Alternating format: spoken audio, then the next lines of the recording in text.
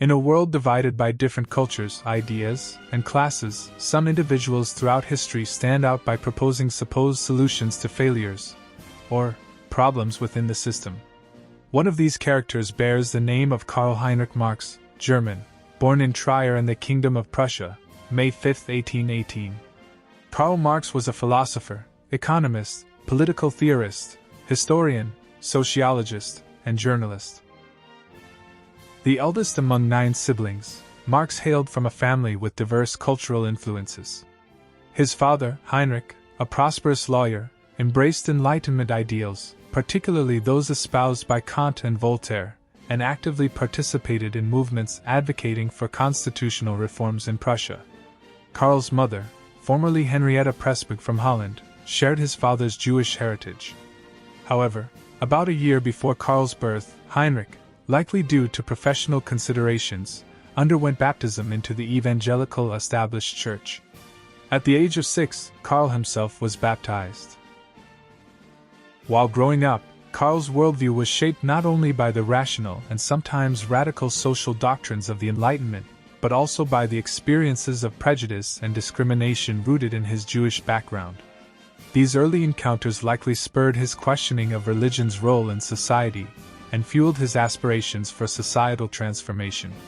During the years 1830 to 1835, Marx received his education at the secondary school in Trier. The institution was under constant police scrutiny, due to suspicions of harboring liberal-minded teachers and students. In October 1835, Marx entered the University of Bonn, where he pursued studies exclusively in the humanities, including subjects like Greek and Roman mythology, as well as art history. Engaging in typical student activities, he engaged in a duel and faced a day's imprisonment for disorderly conduct while intoxicated. He led the Tavern Club, known for its opposition to more elitist student groups, and joined a poets' society that included individuals with political interests. Bonn's student culture was marked by political rebellion, with many students facing arrest or expulsion, particularly following attempts to disrupt sessions of the Federal Diet in Frankfurt. However, Marx departed Bonn after a year and commenced his studies at the University of Berlin in October 1836, focusing on law and philosophy. On October 15, 1842, Marx assumed the role of editor at the Rheinische Zeitung. In this capacity, he was tasked with addressing a wide array of social and economic issues through editorial pieces. These topics ranged from the living conditions of the impoverished in Berlin, to instances of peasant theft, of timber from forests, as well as the emerging concept of communism. Marx found little relevance in Hegelian idealism when confronting these real-world issues. During this period, Marx began to drift apart from his Hegelian associates, who were content with merely shocking the bourgeois as a form of social activism. While Marx maintained amicable relations with liberal-minded practical individuals advocating for incremental progress within constitutional boundaries, he managed to significantly increase the newspaper's readership, transforming it into a prominent publication in Prussia. However, the outspoken nature of the publication led to its suspension by Prussian authorities. Subsequently, Marx collaborated with the liberal Hegelian Arnold Ruge to co-edit a new publication, the Deutsch-Französische Jahrbucher, German-French yearbooks, which was slated for publication in Paris. The brief existence of the German-French yearbooks marked a significant chapter in intellectual history. Within its pages, Karl Marx forged a lasting bond with Friedrich Engels, a fellow contributor who would become his lifelong collaborator. Marx's seminal article, Toward the Critique of the Hegelian Philosophy of Right, made its debut, featuring his famous assertion that religion serves as the opium of the people. It was here that Marx also sounded the clarion call for a proletarian uprising, to actualize philosophical ideals. However, the Prussian authorities once again intervened, leading to Marx's expulsion from France. He sought refuge in Brussels in February 1845, accompanied by Engels. During their time in Belgium, Marx formally renounced his Prussian citizenship, marking a pivotal moment in his personal and political journey. During their time in Brussels, Marx and Engels deepened their collaboration, drawing from their respective experiences and intellectual backgrounds. Engels, having witnessed firsthand the stark realities of the Industrial Revolution in Manchester, England, where his father's textile factory operated, was profoundly influenced by these observations. His path to communism was further solidified by encounters with figures like Moses Hess, known as the Communist Rabbi, and engagement with the ideas of Robert Owen's followers. Their synergy blossomed as they discovered shared perspectives, leading to the publication of The Holy Family in 1845, a comprehensive critique of Bruno Bauer's Hegelian idealism. This was followed by The German Ideology, written between 1845 and 1846, which presented their groundbreaking materialistic conception of history, revealing how societies historically served the interests of the economically powerful. Despite its significance, this work remained unpublished during their lifetimes. Marx's Brussels years were marked by intellectual growth and engagements with prominent figures in the working-class movement. In 1846, he publicly challenged Wilhelm Weitling's moralistic approach, emphasizing the need for a scientific foundation in advancing the workers' cause within bourgeois society. He also critiqued Pierre-Joseph Proudhon's ideas. In The Poverty of Philosophy, 1847, countering Proudhon's philosophy of poverty. A series of uncommon occurrences led Marx and Engels to pen their influential pamphlet, The Communist Manifesto. In June 1847, a clandestine group known as the League of the Just, predominantly comprising German migrant artisans, convened in London with the aim of formulating a political agenda. Recognizing Marx's intellectual prowess, they reached out to him, urging his participation in the organization.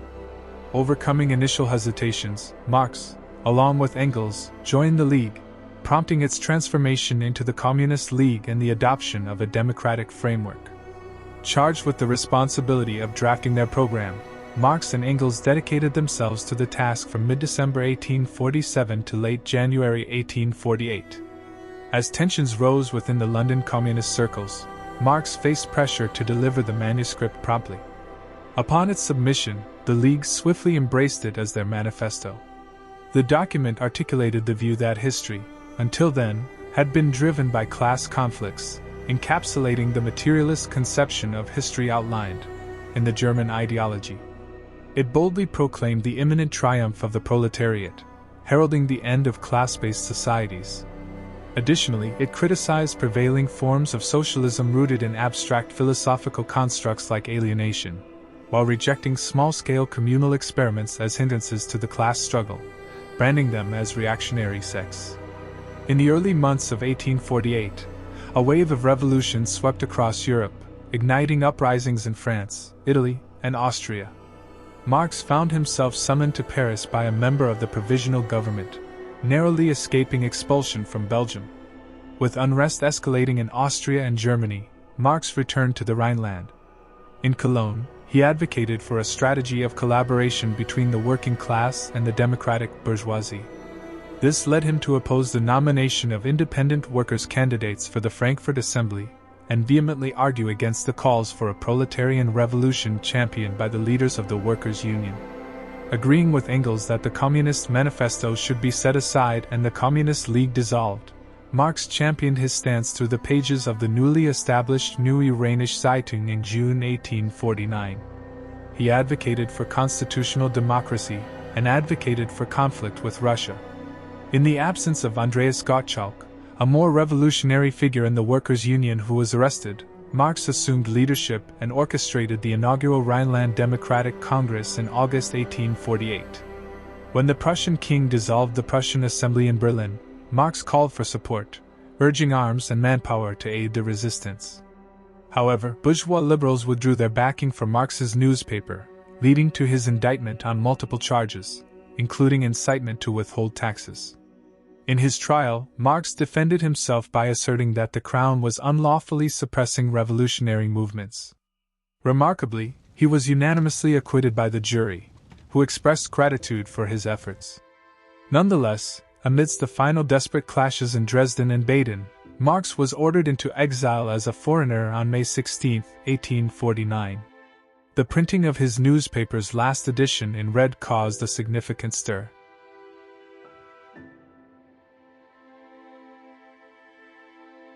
Expelled again from Paris, Marx relocated to London in August 1849, which would remain his home for the rest of his life. Disappointed by the unsuccessful results of his strategies of cooperation with the liberal bourgeoisie, he reconnected with the Communist League in London and for approximately a year pursued a more assertive revolutionary approach. A significant piece, Address of the Central Committee to the Communist League, co-authored with Engels in March 1850, advocated for a strategy during future revolutionary scenarios to sustain the revolution as permanent. This involved resisting subordination to the bourgeois faction and establishing independent revolutionary workers' governments in conjunction with any new bourgeois governments. Marx was optimistic that an impending economic crisis would rekindle the revolutionary movement. However, as this expectation diminished, he once again found himself at odds with those he labeled the alchemists of the revolution, such as August von Willich, a communist who believed in accelerating the onset of revolution through direct revolutionary actions. Marx criticized these individuals in September 1850, accusing them of replacing materialism with idealism and focusing on ideals over realistic approaches. Pure will is the motive power of revolution instead of actual conditions. While we say to the workers, "You have got to go through 15, 20, 50 years of civil wars and national wars not merely in order to change your conditions but in order to change yourselves and become qualified for political power," you on the contrary tell them, "We must achieve power immediately." From 1850 to 1864, Marx endured severe financial hardship and profound distress. His financial resources were depleted, and apart from one instance, he was unable to bring himself to seek a paying job. In March 1850, he, along with his wife and 4 young children, were evicted, and their possessions confiscated. Several of his children passed away, including his son Guido, a victim of bourgeois hardship, and his daughter Francisca, for whom his wife desperately scrambled to secure funds for a coffin. For 6 years, the family resided in 2 cramped rooms in Soho, frequently surviving on mere bread and potatoes. The children became adept at deceiving bill collectors, claiming, "Mr. Marx isn't upstairs." On one occasion, Marx had to dodge them by fleeing to Manchester. His wife experienced several emotional breakdowns. Throughout these difficult years, Engels consistently provided financial aid to Marx. Initially, the amounts were modest, as Engels held a clerical position at the Ehrman and Engels firm in Manchester. By 1864, when Engels became a partner, his financial contributions became more substantial. Marx deeply valued Engels's friendship and would not accept any criticism of him. Additionally, inheritances from the family of Marx's wife and from Marx's friend Wilhelm Wolff also helped to ease their financial burdens.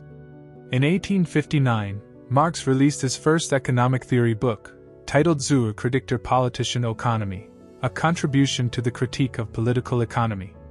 In the preface, he reiterated his materialistic view of history, proposing that historical developments are primarily driven by economic factors. During this period, Marx prioritized his research in economic and social history at the British Museum as his principal activity. He was dedicated to crafting the preliminary versions of what would later become his seminal work, Das Kapital.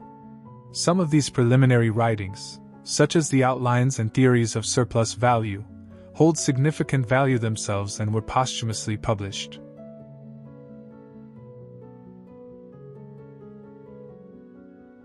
Leninism, the ideological tenets articulated by Vladimir Lenin, played a pivotal role in the Russian Revolution of 1917. There is ongoing debate over whether Lenin's ideas enriched Marxist theory or detracted from it.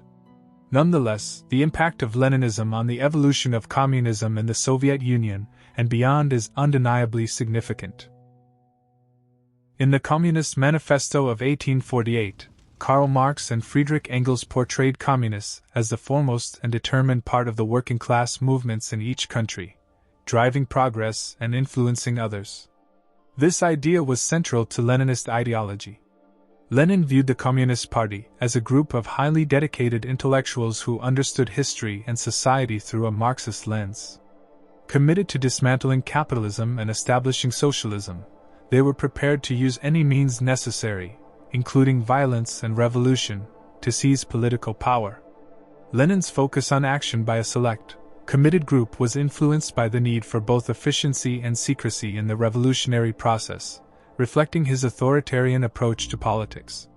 This authoritarian streak in Leninism was also evident in its advocacy for a proletarian dictatorship after taking power, which, in practice, was led not by the workers but by the party's elite.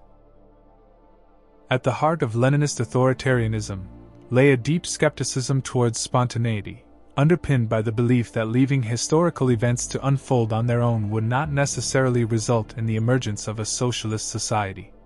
Lenin doubted, for instance, that workers would naturally develop the revolutionary consciousness and class awareness typical of the communist elite.